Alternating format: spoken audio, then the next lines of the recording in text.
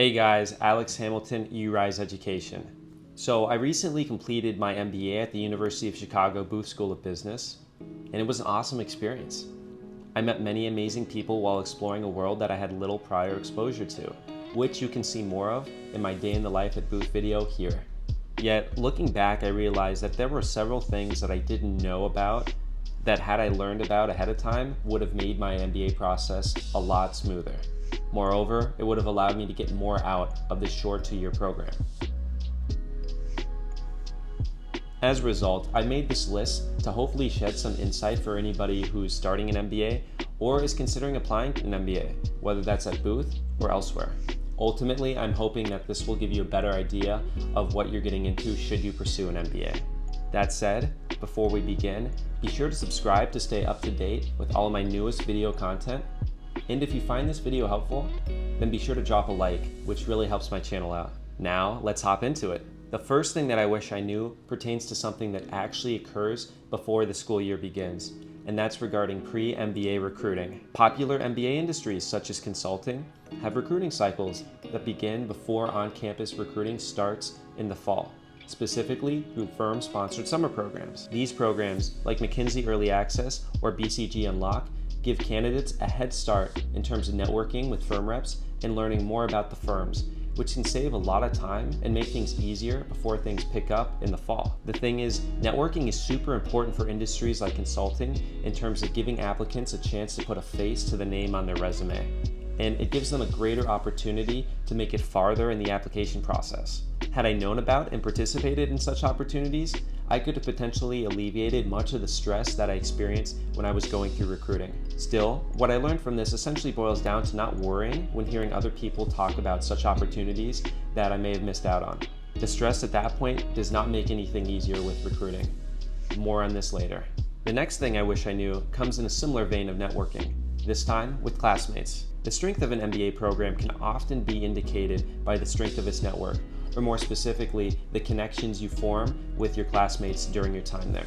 In the grand scheme of things, a 2-year program is a really short amount of time to try to form lifelong connections with classmates. This is especially true when everybody is out doing their own thing on their own journey. I definitely took advantage whenever I saw people posting things on Slack like, hey, join us for a beach day on the lake, or we're doing this potluck, feel free to stop by.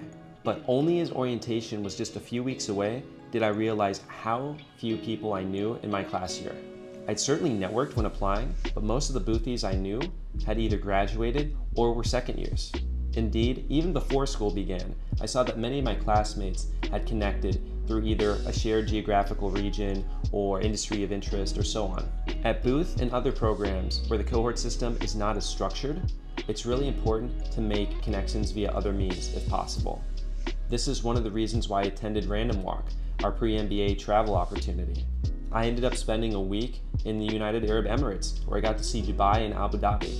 Be sure to check out that video if you haven't already. Speaking of which, number 3 connects to travel, and that is the priciness of an MBA program. Even having worked through my MBA program and having been fortunate to receive a scholarship, I was really surprised to see how quickly things can add up. Now first I must say that I was pleasantly surprised during fall quarter to see how little I was spending on food, because so many different recruiting events offer different things like dinner and snacks and things that you can get by on. Plus at Booth we had the greatest Slack channel ever, #freefood, for all the different leftovers and unused food from these events. That being said, everything beyond that got quite expensive. Every year there's the opportunity to attend multiple ski trips, as well as multiple options for spring break treks to places like Japan or Colombia, which quickly add up to $3,000 to $4,000, if not more. I didn't attend any MBA winter or spring break trips during my entire 2 years at Booth, and you don't have to.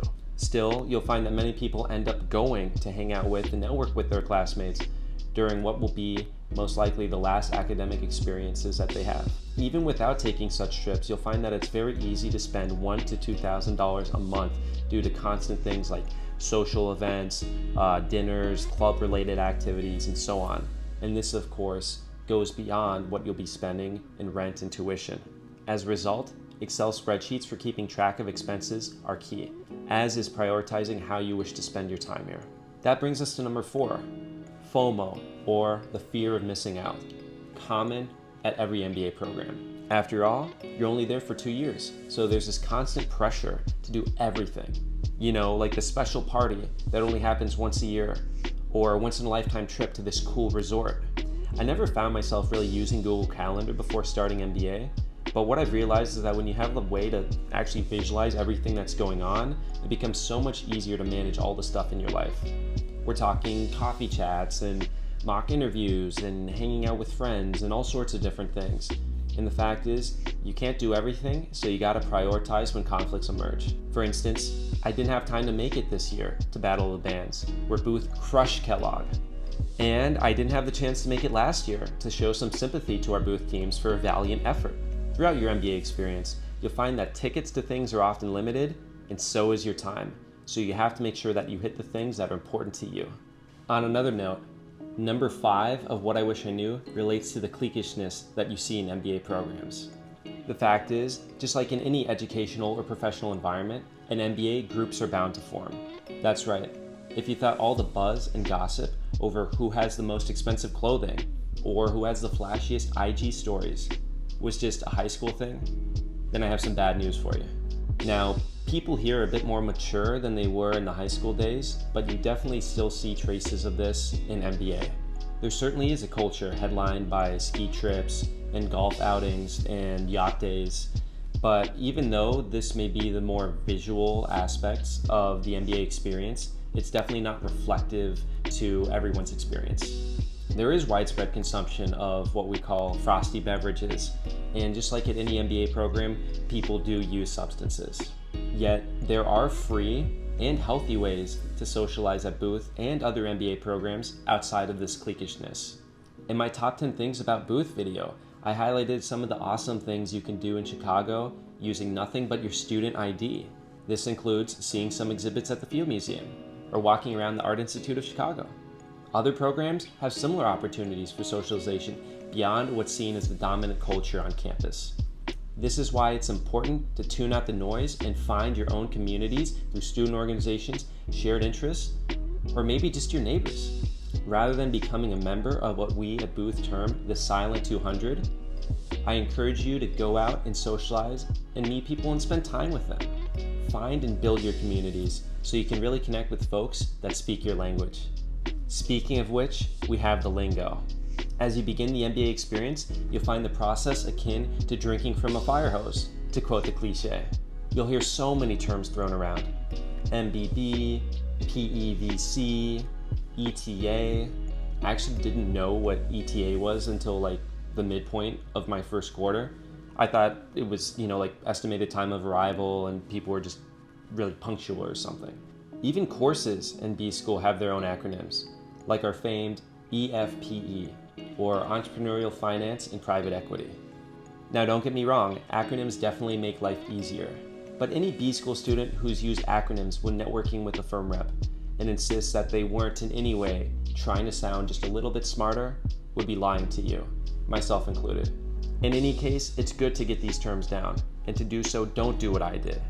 That's just waiting for the term to come up again in conversation and hoping that somebody else may have the same question of what that means and trying to piece it together.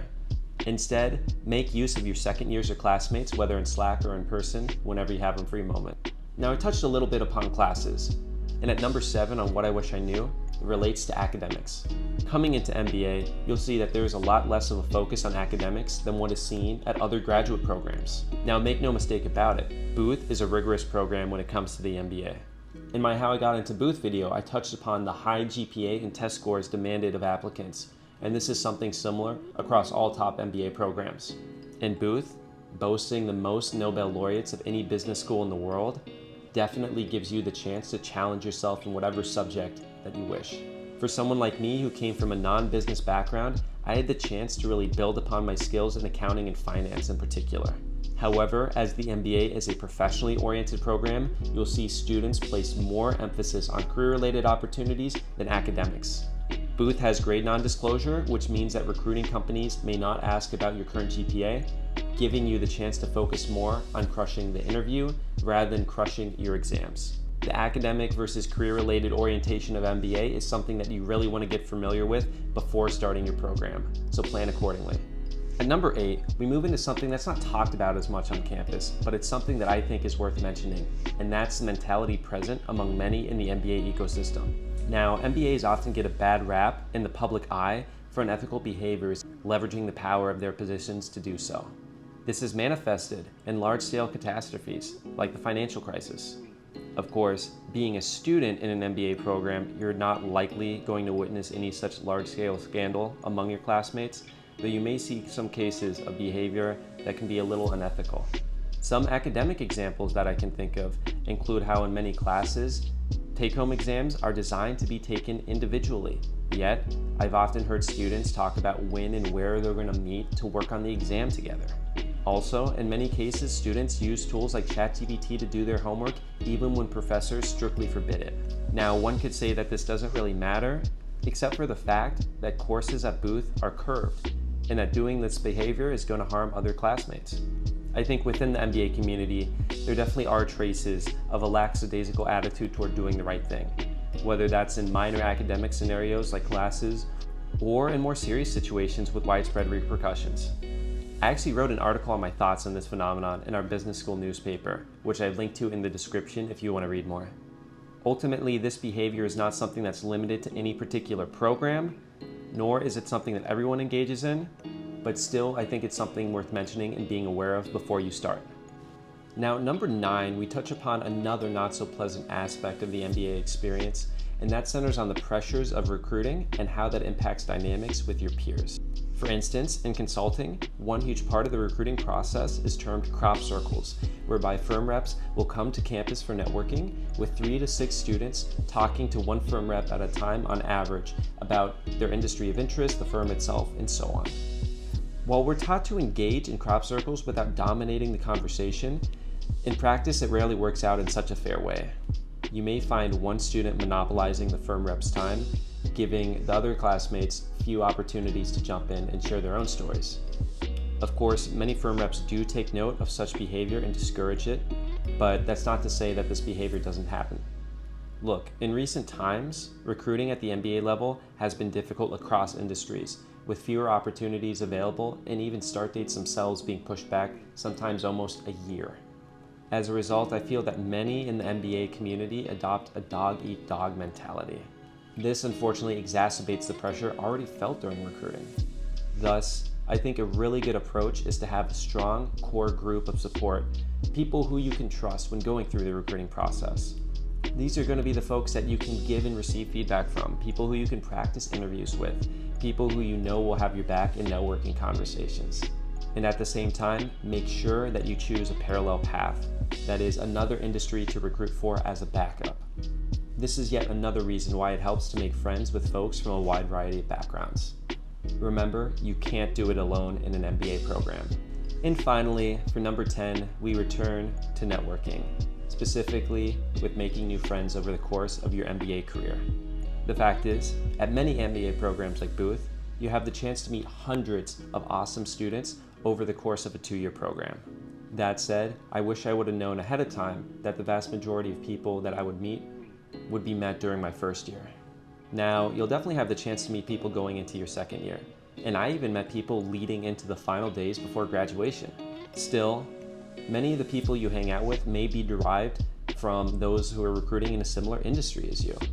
Unfortunately, it seems like there's almost this kind of transactional nature when it comes to networking, where if students have already received their job offers or internship offers, they're not as incentivized to go out and meet new people. And that way they feel like, well, what's the benefit of going to meet new people if I already got what I came to get out of the program? So to counter this, I'd encourage you to explore as many opportunities to meet new people as possible. Leverage your connections as much as you can, and you'll have the chance to make the most of your MBA experience. And that's it.